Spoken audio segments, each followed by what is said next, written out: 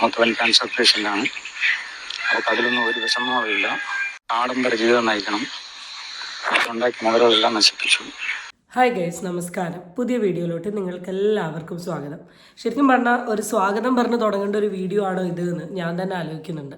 കാരണം ആദ്യമായിട്ടാണ് ഇങ്ങനത്തെ ഒരു മാനസിക രോഗീനെ ഞാൻ കണ്ടത്. അതും നമ്മുടെ കൊല്ലം പുനലൂർ ഭാഗത്ത്. എന്തൊക്കെയാണ് ഇവനൊക്കെ കാണിച്ചു കൂട്ടുന്നതെന്നുള്ള കാര്യം എനിക്കറിയില്ല. സ്വന്തം ഭാര്യനെ കൊല്ലുക, അത് കഴിഞ്ഞതിന് ശേഷം ഫേസ്ബുക്കിൽ ലൈവ് ഇടുക. ലൈവ് ഇട്ടിട്ട് ഇവരൊക്കെ പറയുന്ന എക്സ്ക്യൂസ് എന്തെന്നാന്നുള്ളത് അടുത്തത് എനിക്ക് മനസ്സിലാവുന്നില്ല. ഇതൊക്കെ മനുഷ്യനാണ് ഉള്ളത് എന്ന് ചോദിച്ചിട്ട് വേണം ഇന്നത്തെ വീഡിയോ തുടങ്ങാൻ. അപ്പോൾ നമുക്ക് വീഡിയോയിലോട്ടൊക്കെ പോവാം. അതിന് മുമ്പ് എൻ്റെ ചാനൽ ഇഷ്ടപ്പെട്ടാൽ സബ്സ്ക്രൈബ് ചെയ്യാൻ മറക്കരുത്. വീഡിയോ ഇഷ്ടപ്പെട്ടാൽ ലൈക്ക് പഠിക്കാം. അത് നമുക്ക് ഈ ന്യൂസ് ഒന്ന് കാണാം. കേരളം കേട്ട വാർത്ത ഇങ്ങനെയായിരുന്നു. കുടുംബ പ്രശ്നത്തെ തുടർന്ന് ഭർത്താവ് ഭാര്യയെ അതിക്രൂരമായി കൊലപ്പെടുത്തി. കൊല്ലം കലയനാടാണ് സംഭവം ഉണ്ടായിരിക്കുന്നത്. പുനലൂരിനടുത്താണ് ഈ സ്ഥലമുള്ളത്. കുടുംബ പ്രശ്നത്തെ തുടർന്ന് ഏറെക്കാലമായി ഭാര്യയും ഭർത്താവും തമ്മിൽ അകന്നു കഴിയുകയായിരുന്നു. പിന്നീട് പ്രശ്നം പരിഹരിച്ചു. ഇരുവരും വീട്ടിലെത്തുന്നു. ഈ കുട്ടികൾക്ക് 2 കുട്ടികളുണ്ട്. അതിൽ മൂത്ത കുട്ടിക്ക് അർബുദ രോഗമാണ്. ആ കുട്ടിക്കടക്കം മരുന്നും മറ്റു കാര്യങ്ങളൊക്കെ എത്തിച്ചത് മരിച്ച ശാലിനിയായിരുന്നു. കൊലപ്പെടുത്തിയത് ഭർത്താവ് ഐസക്കുമായിരുന്നു. ഇവരുടെ കൊലപ്പെടുത്താനുള്ള കാരണമായിട്ട് ഐസക്ക് ഇത് സമൂഹ മാധ്യമങ്ങളിൽ കൊലപ്പെടുത്തിയ ശേഷം ഈ കാര്യങ്ങളെല്ലാം എന്തിനു കൊലപ്പെടുത്തി എന്നുള്ള കാര്യങ്ങളെല്ലാം സമൂഹ മാധ്യമങ്ങളിൽ പറഞ്ഞതിന് ശേഷം, പോസ്റ്റ് ഇട്ടതിന് ശേഷം പുനലൂർ പോലീസ് സ്റ്റേഷനിൽ കീഴടങ്ങുകയും ചെയ്തു. കൊല്ലം പുനലൂരാണ് കേട്ടോ സംഭവം. ഐസക് ശാലിനി കേൾക്കുന്ന സമയത്ത് ഒരു ക്രിസ്ത്യൻ ഹിന്ദു എന്ന രീതി തോന്നിയാലും തോന്നിയില്ലെങ്കിലും ഇതൊരു ലവ് മാരേജ് ആണ്. പരസ്പരം അങ്ങോട്ടും ഇങ്ങോട്ടും പ്രണയിച്ച് ഇഷ്ടപ്പെട്ട് വിവാഹം കഴിച്ച ആൾക്കാരാണ്. ഇവർക്ക് കുട്ടികളുണ്ട്. 2 കുട്ടികളാണുള്ളത്. മൂത്ത മോന് അർബുദം, ക്യാൻസർ ആണ്. അപ്പോൾ ഇതാണ് ഇവരുടെ ഒരു ഫാമിലി ഡീറ്റെയിൽ എന്ന് പറയുന്നത്. ഇവർ 2 പേരും കൂടി ഈ പെർട്ടിക്കുലർ വീട്ടിലാണ് താമസിക്കുന്നത്. അതിനിടയിൽ ഇവരുടെ ഇടയിൽ ഭയങ്കര പ്രശ്നങ്ങളൊക്കെ കൂടി. അങ്ങനെ കുറച്ച് കാലം സെപ്പറേറ്റഡ് ആയിട്ട് നിന്നു. പിന്നെ നമ്മുടെ കോടതിയും പോലീസൊക്കെ ഇടപെട്ടിട്ട് ഒരു കുടുംബത്തെ കുടുംബമായി കൊണ്ടുപോകണം എന്ന് പറഞ്ഞ് സത്യസന്ധമായി പറയാം, 2 വ്യക്തികൾക്ക് ഒരുമിച്ച് നിൽക്കാൻ താല്പര്യമില്ലെങ്കിൽ, അല്ലെങ്കിൽ ഇനി ഒരു വ്യക്തിക്ക് അയാളുടെ കൂടെ നിൽക്കാൻ താല്പര്യമില്ല, നിങ്ങൾ സെപ്പറേറ്റ് ചെയ്ത് വിടണം. ഉണ്ടെങ്കിൽ ഈ അവസ്ഥയാവും. കാരണം ഇതിൽ തന്നെ പറയുന്നുണ്ട്, കുടുംബം ശിഥിലമാവണ്ടെന്ന് കരുതി 2 പേരെയും വിളിച്ചിരുത്തി സംസാരിച്ചിട്ട് അവൻ്റെ അടുത്തോട്ട് വീണ്ടും വിട്ടു. ഈ വൃത്തിയായിട്ട് അവൻ്റെ അടുത്തോട്ട്. ആ വിട്ടത്തിൻ്റെ ഭാഗമായിട്ട് ഇന്ന് ഈ പെണ്ണ് ഈ ലോകത്തില്ല. എന്താ ഞാൻ പറയേണ്ടത്? ഈ ലോകത്തൊരു വ്യക്തിക്ക് സെപ്പറേറ്റഡ് ആവാനുള്ള റൈറ്റ് പോലും ഇല്ലേ? നിങ്ങൾ ഈ മുകളിൽ നിൽക്കുന്ന ലീഗൽ സിസ്റ്റത്തിലെ ആൾക്കാരോട് പറയട്ടെ, അത്രത്തോളം പ്രശ്നമാവുമ്പോഴേ അവർ സെപ്പറേറ്റഡ് ആയി പോകും. പോയാൽ അവർ ആ വഴിക്ക് വിടണം. പ്രത്യേകിച്ച് പെണ്ണുങ്ങൾ, എൻ്റെ ഒരു സൈക്കോളജി പ്രകാരം സഹിക്കാൻ പറ്റുന്നതിനെ മാക്സിമം സഹിക്കും. നെല്ലിപ്പലക എത്തുമ്പോഴാണ് അവരത് ഒഴിവാക്കി പോവുക. പോയാൽ പിന്നെ അവർ ഒരിക്കലിട്ട് തിരിച്ച് വരില്ല. അങ്ങനെ ഒക്കെ സെറ്റാക്കി ഇവരൊരുമിച്ച് നിൽക്കുമായിരുന്നു. അതിൻ്റെ ഭാഗമായിട്ട് ഭർത്താവിന് ഉള്ള സംശയരോഗം, ഓവർ പൊസസീവ്നെസ്, ടോക്സിസിറ്റി, പുള്ളി വിചാരിക്കുന്ന രീതിയിൽ തന്നെ ഭാര്യ ജീവിക്കണം എന്നുള്ള ഈ സാധനങ്ങളൊന്നും വർക്കൗട്ട് ആവാണ്ട് വന്നപ്പം ആ ദേഷ്യത്തിൻ്റെ പുറത്ത് ചെയ്തൊരു കാര്യം. എന്നിട്ട് അത് വലിയ കാര്യമായിട്ട് സോഷ്യൽ മീഡിയയിൽ ലൈവ് ഇടുന്നു. അതിന് ശേഷം പോയിട്ട് കോടതിയിൽ പോലീസുകാരുടെ മുമ്പിൽ കീഴടങ്ങുന്നു. എന്ത് ഇവനൊക്കെ പറയേണ്ടത്? ഇവൻ എന്തൊക്കെയാണ് കഴിക്കുന്നത്? നാട്ടുകാർ ഈ വിഷയത്തെ പറ്റി പറയുന്ന കുറച്ച് കാര്യങ്ങളുണ്ട്, അതൊന്ന് കേട്ടു നോക്കാം. ചേട്ടാ, എന്താ സംഭവിച്ചത്? ഇവർ കുടുംബമായിട്ട് എങ്ങനെയാണ്? ഇവർ കുടുംബമായിട്ട് കുറച്ച് വിവാഹം സ്നേഹിച്ച് വിവാഹം കഴിച്ചവരായിരുന്നു. അതിനുശേഷം ഇദ്ദേഹം കുടുംബത്തിൻ്റെ കൂടുതൽ എല്ലാ ഉത്തരവാദിത്വവും ഏറ്റെടുക്കുന്ന കാര്യത്തിൽ വിമുഖത കക്ഷിക്കുണ്ടായിരുന്നു. അതിൻ്റെ അടിസ്ഥാനത്തിൽ ഈ പുള്ളിക്കാരനെ കണ്ടാൽ തന്നെ മനസ്സിലാവും ഏകദേശം എവിടെയോ ഒരു പിരി പോയിട്ടുണ്ട്. അല്ലാണ്ട് ഒരാൾക്കും സ്വന്തം പാർട്ണർ ഇങ്ങനെ ചെയ്തിട്ട് ഫേസ്ബുക്കിൽ ഒരു ലൈവ് വരാൻ പറ്റില്ല. അങ്ങനെ വരണമെങ്കിൽ എന്തോ ഒരു മാനസിക പ്രശ്നമുണ്ട്. അപ്പോൾ ഈ പെർട്ടിക്കുലർ വ്യക്തി പറയുന്നത് വീട്ടിൻ്റെ ഉത്തരവാദിത്തങ്ങൾ എടുക്കാൻ തീരെ പുള്ളി ഓക്കെ ആയിരുന്നില്ല എന്ന രീതിയിലാണ് ഈ അയൽവാസി പറയുന്നത്. സത്യമാണ്.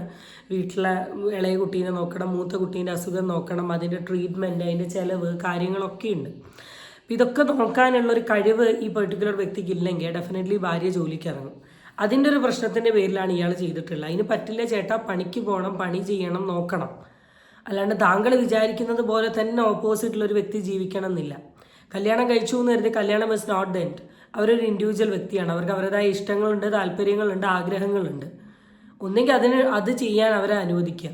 ഇനി അനുവദിക്കാൻ പറ്റില്ല, നിങ്ങളുടെ കൂട്ടിലിട്ട് വളർത്തണമെങ്കിൽ നിങ്ങൾ പുറത്തു പോയി വല്ല പശുവിനെയോ ആടിനെയോ കോടീനെയോ എങ്ങാനും വളർത്തി കല്യാണം കഴിച്ച് ജീവിക്കുക.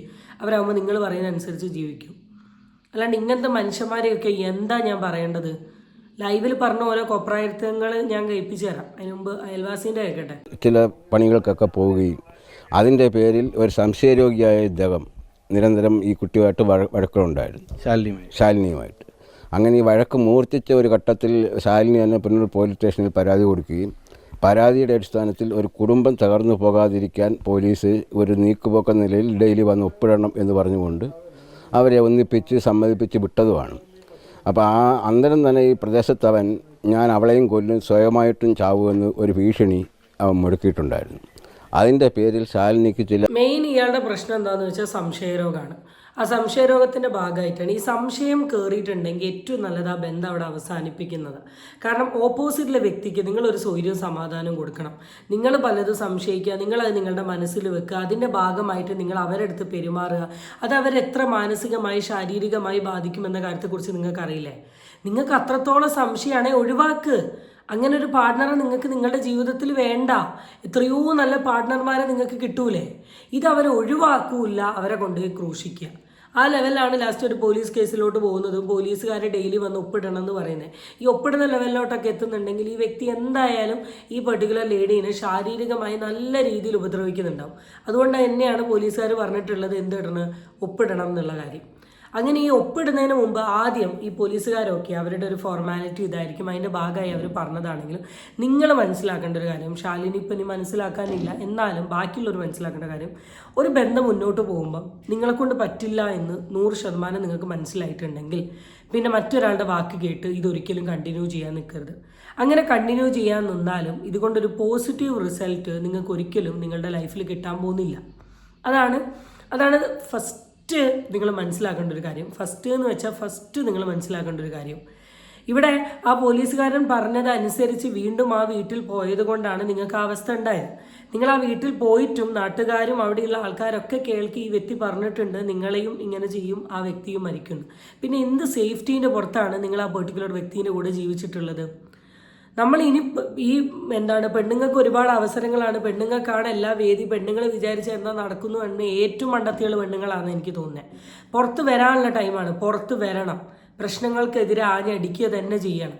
ഒന്നും സഹിച്ചു കൊണ്ട് നിൽക്കാൻ പാടില്ല. സഹിച്ചാൽ ജീവിതകാലം മുഴുവൻ സഹിക്കേണ്ടി വരും. അത് അവസാനം ഇങ്ങനത്തെ ഓരോ അവസ്ഥയിലോട്ടോ ആത്മഹത്യയിലോട്ടോ പോകും എന്നൊരു തിരിച്ചറിവ് ഇനിയെങ്കിലും നിങ്ങൾക്ക് ഉണ്ടാവണം. പേടി ഈ ഭർത്താവുമായിട്ടുണ്ടായിരുന്നു. അതിൽ തൊട്ട് അപ്പുറത്തുള്ള അമ്മയുടെ വീട്ടിലാണ് സന്ധ്യകാലങ്ങളിൽ ശാലിനി ഉറങ്ങാറുള്ളത്.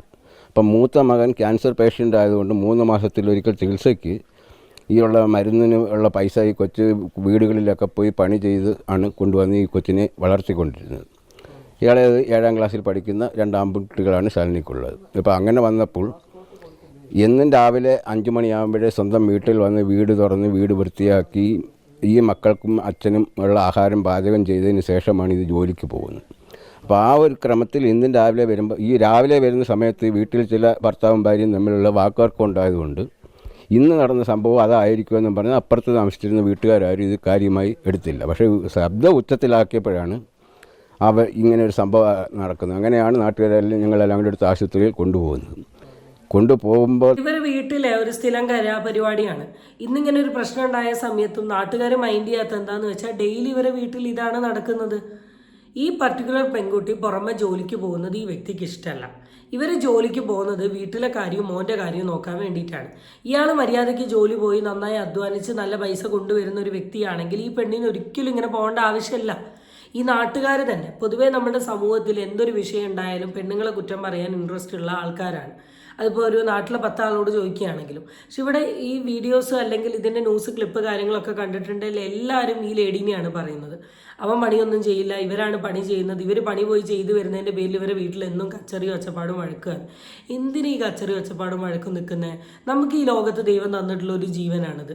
അല്ലെങ്കിൽ നമുക്ക് ഇങ്ങനെ ഈ ഒരു ഇതിൽ ഇങ്ങനൊരു ഫാമിലിയിൽ ചിലപ്പോൾ എനിക്കൊരു 7 ജന്മം ഉണ്ടാവും. പക്ഷേ ഐ ബിലീവ് അച്ഛൻ അമ്മ ഏട്ടൻ എന്ന് അല്ലെങ്കിൽ എൻ്റെ ഈ കുടുംബത്തിനിടയിൽ എനിക്ക് ജീവിക്കാൻ പറ്റുന്ന ഒരു ഫേസ് ഇത് തന്നെയാണ്, അല്ലെങ്കിൽ ഒരു ടൈം ഇത് തന്നെയാണ്. ആ ഒരു ടൈമിൽ ഞാൻ ജീവിച്ചു കൊണ്ടിരിക്കുന്ന ഈ കാലത്ത് എൻ്റെ ലൈഫിനെ അൺഹാപ്പി ആക്കിക്കൊണ്ട് ഒരു വ്യക്തി നിൽക്കുമ്പം ഞാൻ എന്തിനാണ് അത് സഹിച്ച് നിൽക്കേണ്ട ആവശ്യം? അതുകൊണ്ട് എനിക്ക് എന്താ കിട്ടുന്നത്? എന്ത് ബെനിഫിറ്റാണുള്ളത്? അതൊരിക്കലും ഈ ചുറ്റുമുള്ള ആൾക്കാർക്ക് മനസ്സിലാക്കാം. നമുക്ക് ഭ്രാന്തമായ സ്നേഹം ഉണ്ടാവും, ഭ്രാന്തമായ ഇഷ്ടമുണ്ടാവും, ഭ്രാന്തമായ കമ്മിറ്റ്മെൻറ്റ് ഉണ്ടാവും, ഭ്രാന്തമായ അറ്റാച്ച്മെൻറ്റ് ഉണ്ടാവും. പക്ഷെ ഇതിൻ്റെയൊക്കെ പുറത്ത് നമ്മൾ അതിൽ നിൽക്കുമ്പം നമ്മൾ തന്നെയാണ് സിറ്റുവേഷനിൽ സ്ട്രഗിൾ ചെയ്യുന്നത്, നമ്മൾ തന്നെയാണ് ഒന്നുമില്ലാണ്ടായി പോകുന്നത്. സോ ഇങ്ങനത്തെ സിറ്റുവേഷനിൽ നിന്ന് എന്തായാലും നിങ്ങളൊക്കെ പുറത്ത് വരണം. ജീവിക്കാൻ പഠിക്കണം, ഒറ്റയ്ക്ക് ജീവിക്കാൻ പഠിക്കണം. ഇത്രയും പണിയെടുത്ത് നിങ്ങൾക്ക് സുഖമായിട്ട് ഒറ്റയ്ക്ക് ജീവിക്കായിരുന്നു. ഇങ്ങനത്തെ ഒരുത്തൻ്റെ കൂടെ ജീവിക്കുന്നതിലും നല്ലത്. ടോക്സിക് ആയിട്ടുള്ള വ്യക്തികളെ എന്തായാലും നിങ്ങൾ നിങ്ങളുടെ ലൈഫിൽ നിന്ന് ഒഴിവാക്കണം. കാരണം അവർ നിങ്ങളുടെ കൂടെ ഉള്ളത് കൊണ്ട് നിങ്ങൾക്ക് ജീവിതത്തിൽ ഒരിക്കലും സമാധാനവും സന്തോഷവും കിട്ടില്ല.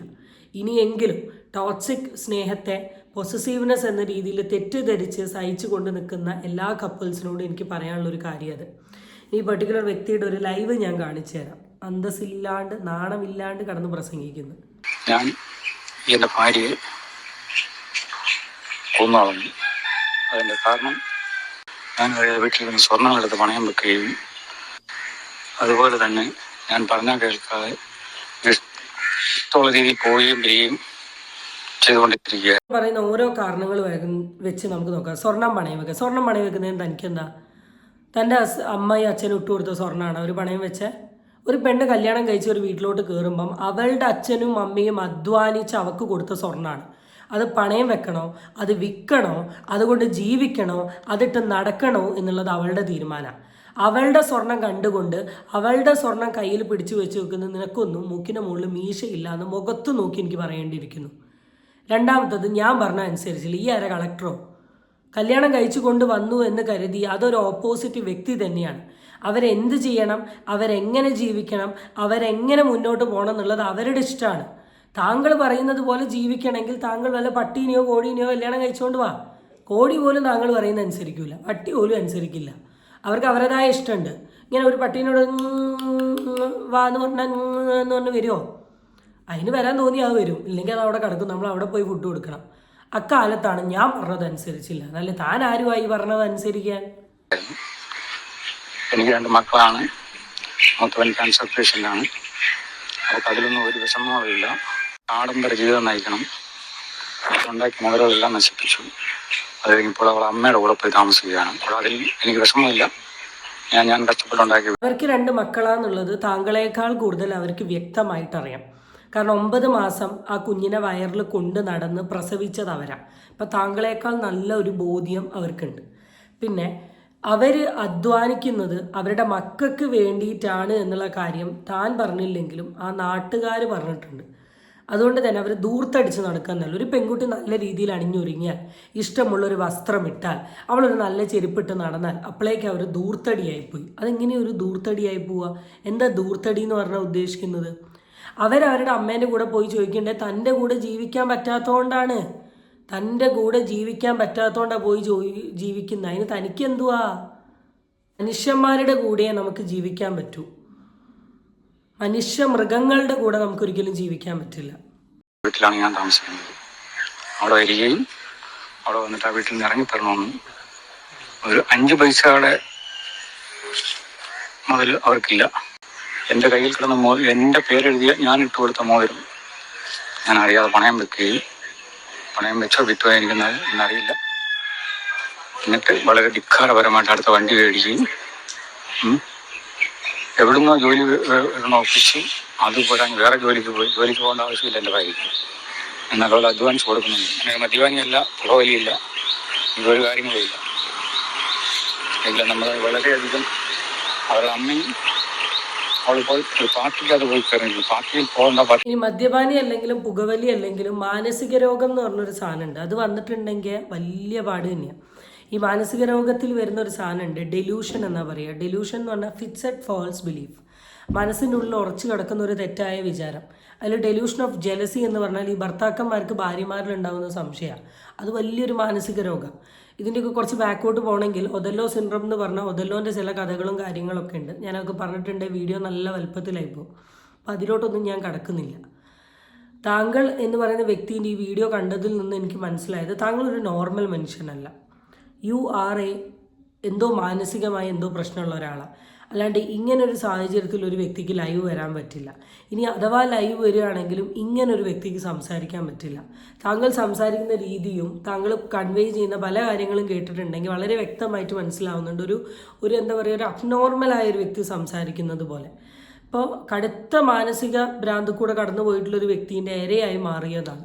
വീണ്ടും എൻ്റെ വീഡിയോ കാണുന്ന ആൾക്കാരോടൊക്കെ എനിക്ക് പറയാനുള്ളത്, ഒരു പെൺകുട്ടീനെ വിവാഹം കഴിച്ചു എന്ന് കരുതി അവൾ ഒരിക്കലും നിങ്ങളുടെ കാലിൻ്റെ അടിയിൽ വളരേണ്ട ആളല്ല. അവൾക്കും അവളതായ ജീവിതങ്ങളുണ്ട്. അവളുടെ ജീവിതത്തിനും അവളുടെ താല്പര്യത്തിനും ഇഷ്ടത്തിനും അനുസരിച്ച് അവളെ ജീവിക്കാൻ അനുവദിക്കണം. ഞാൻ എപ്പോഴും പറയുന്നത് പോലെ ഒരു കൂടുണ്ടാക്കി ഒരു പ്രാവിനെ അതിൻ്റെ ഉള്ളിൽ ഇട്ടിട്ട് ജീവിതകാലം മുഴുവൻ വളർത്തിയിട്ട് കാര്യമില്ല. പ്രാവിനെ തുറന്ന് പറക്കാൻ വിടണം. നമ്മളുടെ പ്രാവാണെങ്കിൽ തിരിച്ച് നമ്മുടെ കൂട്ടിലെത്തും, അല്ലെങ്കിൽ അത് പറന്നു പോകും. അപ്പം ഈ വളർത്തി ഇങ്ങനെ ഇട്ടിട്ട് കൊണ്ട് നടന്നത് കൊണ്ട് ലൈഫിന് ഒരു മീനിങ്ങും ഉണ്ടാവില്ല എന്നുള്ള റിയലൈസേഷൻ ഇതോടുകൂടി ആവട്ടെ. ഞാൻ വീഡിയോ കാണുന്ന എല്ലാ പെണ്ണുങ്ങളോടും ഇങ്ങനത്തെ കാറ്റഗറി ഓഫ് ആൾക്കാരാണ് നിങ്ങളുടെ ജീവിതത്തിലെങ്കിൽ എൻ്റെ പൊന്നു മക്കളെ ദയവ് ചെയ്ത് എസ്കേപ്പ് ആയിക്കോ. ഇല്ലെങ്കിൽ നിങ്ങളുടെ മരണം കാണുന്നത് വരെ ഇവർ നിങ്ങളെ നശിപ്പിച്ചുകൊണ്ടേയിരിക്കും. സോ അടുത്ത വീഡിയോ ആയിട്ട് നമുക്ക് വീണ്ടും കാണാം. Tata bye.